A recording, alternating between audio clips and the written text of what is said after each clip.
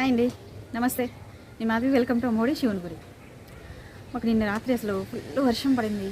ఆ వర్షానికి మా చుట్టూ ప్లేసెస్ అన్నీ కూడా వాటర్తో నిండిపోయాయి. అది నేను వీడియో తీశాను. నైట్ వర్షం పడేటప్పుడు తీశాను.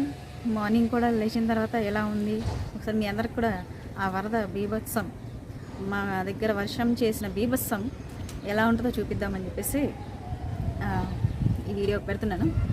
ఒకసారి చూడండి. నేను అంతకుముందు ప్రీవియస్ వీడియో ఒకటి చేశాను చూడండి, రీఛార్జ్ యువర్ బోర్వెల్స్ అని. అది నేను ఎందుకు చెప్తున్నానంటే మన డ్రైనేజీలు కూడా కాపాడుకోవడానికి, ఇంకా మన బోర్స్ కూడా వాటర్ ఎప్పటికీ అందులో నిల్వ ఉండేటట్లు ఉంచుకోవడానికి ఇది బాగా ఉపయోగపడుతుంది ఈ వీడియో. మనం కనుక అలా చేయకపోతే ముందు ముందు ఇంకా ఇలాంటివి చాలా ఫేస్ చేయాల్సి వస్తుంది.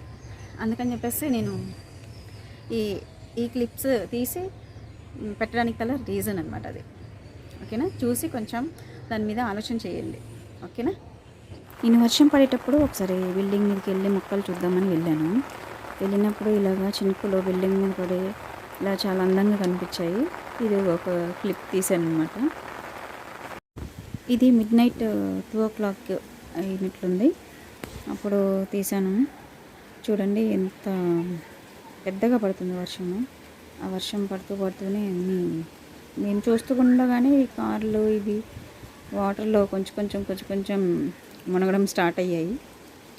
ఇంకా మా వెహికల్స్ ఎక్కడ పెట్టాలా అని చూస్తూ ఉన్నాము.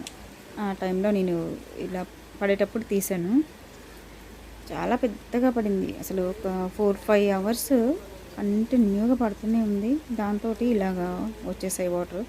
ఇక్కడ వీళ్ళ కారు ఇట్లా లోపల పెట్టుకున్నారు.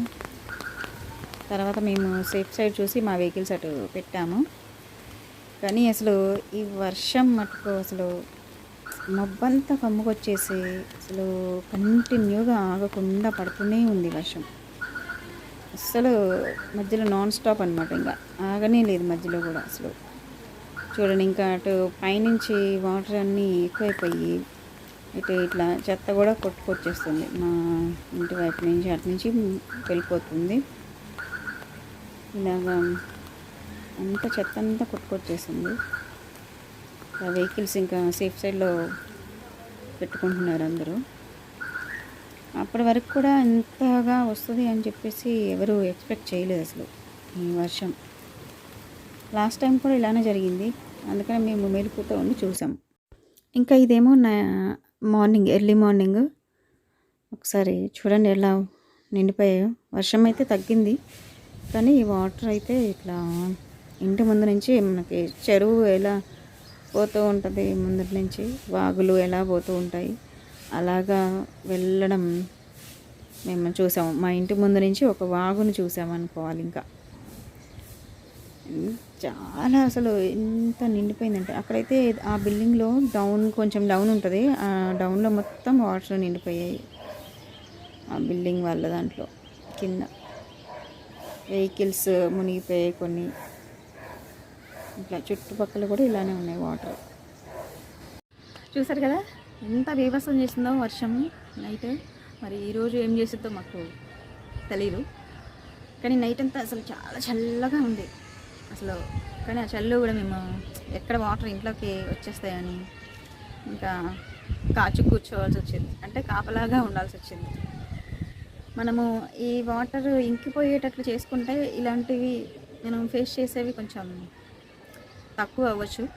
అందుకని మీ అందరినీ రిక్వెస్ట్ చేసేది ఏంటంటే అందరూ కూడా ఇంట్లో ఇంకుడు గుంతలు పెట్టించుకోండి. నీళ్ళు ఇంకిపోయేలా పెట్టుకోండి. మొత్తం సిమెంట్తో ప్లాస్టింగ్ అలా చేసుకోకుండా కొంచెం భూమిని మనం ఇంట్లో ఉంచుకుంటే మనకి 2 రకాలుగా ఉపయోగపడుతుంది. మన మొక్కలు ఇష్టమైన మొక్కలు పెట్టుకోవచ్చు. ఇంకా వాటర్ని కూడా భూమిలో ఇంకిపోయేటట్లు చేయడం వల్ల మన బోర్లు కూడా నిండిపోకుండా ఉంటాయి. ఇంకా డ్రైనేజీలు కూడా ఇలాగ నిండి వాటర్ అన్నీ ఇలా మన ఇంటి చుట్టూ చేరే అవకాశం చాలా తక్కువగా ఉంటుంది.